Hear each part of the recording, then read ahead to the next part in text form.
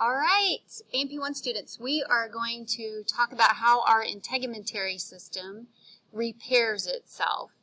And so this is something that we commonly see happen because our skin is often injured, from cuts or pokes or something like that. So we've all seen this happen. So in this video, we're going to talk about exactly what all the cells and structures of our skin are doing to make that happen. Okay, so they have some lovely pictures, but first I'm going to go over the result of damaged tissues that are healing. So if we have our integumentary system, if it gets damaged, we'll say from a cut or a laceration, if it's not extensive, then and regeneration is possible, then all of the damaged cells or any dead ones, are completely replaced, and so we call that regeneration because we get everything comes back like it was before, and we have normal functioning of that integumentary system or organ at that point. Now, sometimes though, we get an injury that has some complications or is more severe and involves structures that maybe can't regenerate as well. And so if it's not possible for complete regeneration, so complete replacement of all the damaged or dead cells, then what we have is something called scar tissue. And fibrosis is the term that they use for scar tissue. They'll call it fibrosis. And so we'll talk about, how that would happen. But generally it's going to involve the dermis, because those cells are unlike the keratinocytes that are in the epidermis. They don't undergo mitosis as frequently or as fast. So they are more likely to have fibrosis occur in that area.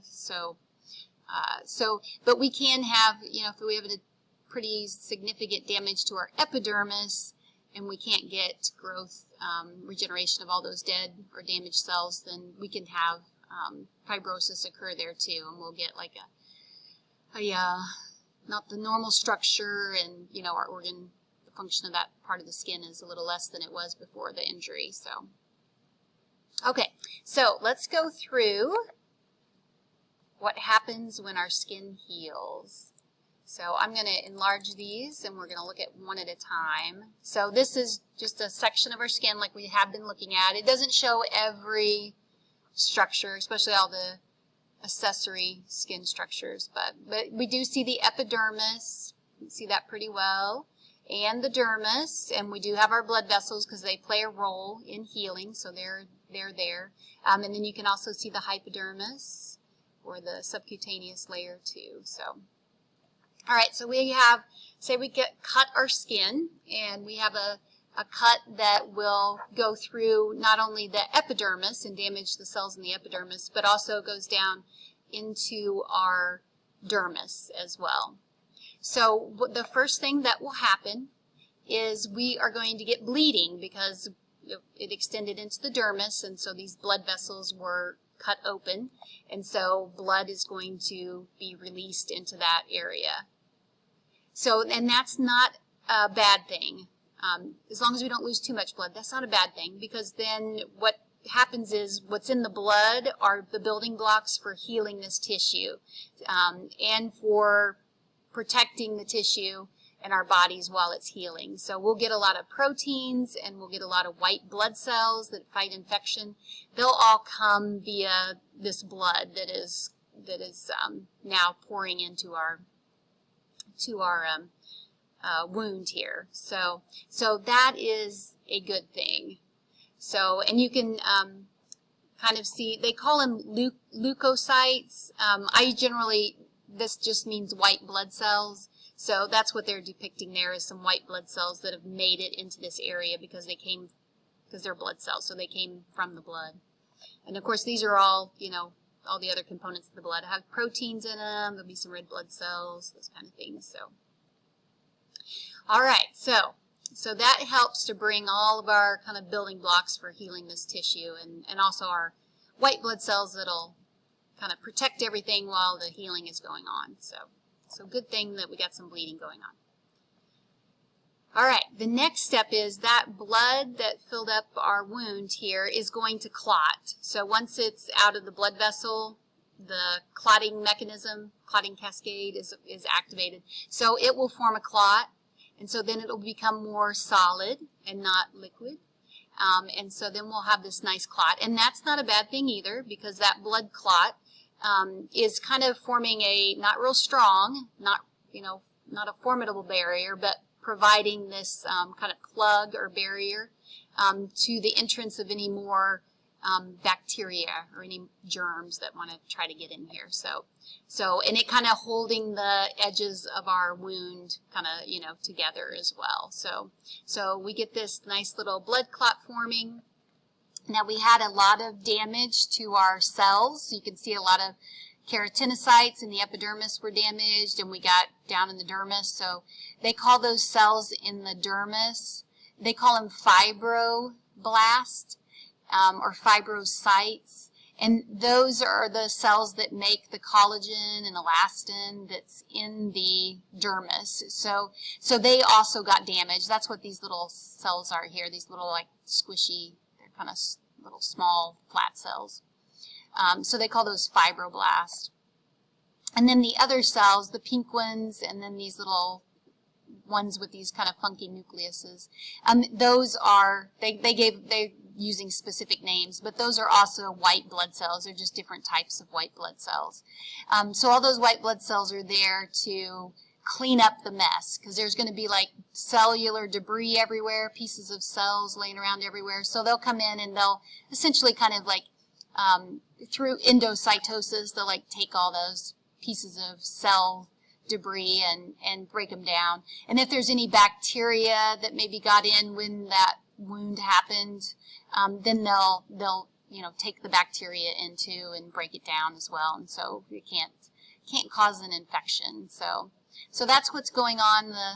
The blood clot forms, and those little white blood cells start kind of cleaning up everything. So. All right, so we still need some regeneration to happen. So now that we have that going on, then what we have is our blood vessels.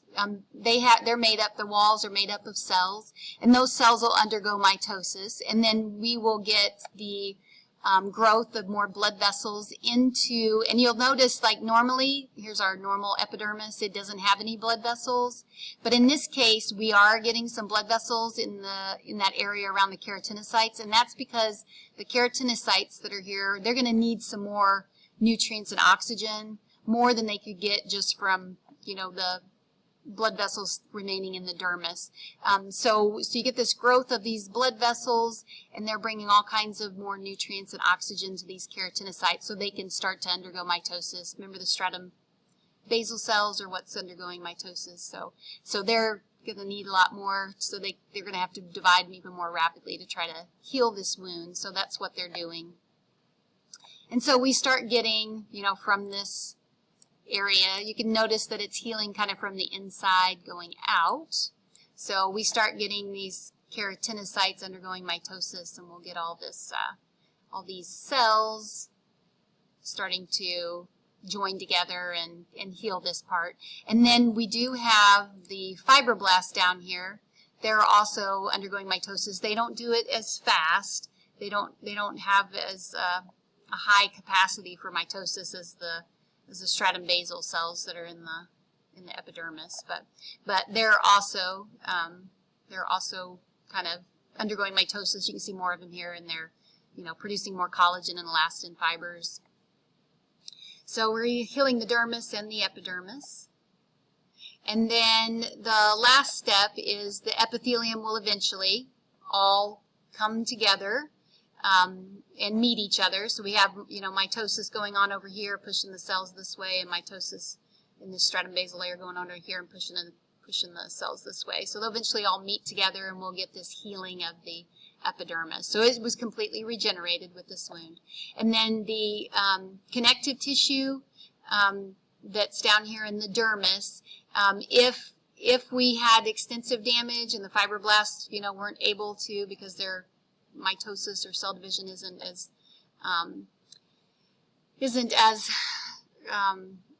fast and doesn't have the same capacity as the epidermis, we may get some scar tissue, and so they call that fibrosis. So you may or may not get that. It just depends on the amount of damage. And then it also does have a hereditary factor too, because some people scar more easily than other people. So there's a genetic predisposition, for that repair of tissues too. So, all right, so that is our healing of our skin. So that's how it happens. So you should know the steps in skin healing, and they describe it in word form here, as well as the pictures. So, and we will talk as we go through different body systems. We'll talk about the healing. I know we'll do like bone fractures and how they heal as well. Go through the steps of that too. So that is how your skin heals. All right, so in the next video, we will talk about the changes that you see in the skin as we age. And we will do that often in a lot of body system, is talk about what things change as we get older when it comes to our cells and organs that make up our body system. So kind of explains why older people have different issues than younger people. So that'll be in our next video. I'll see you in the next one.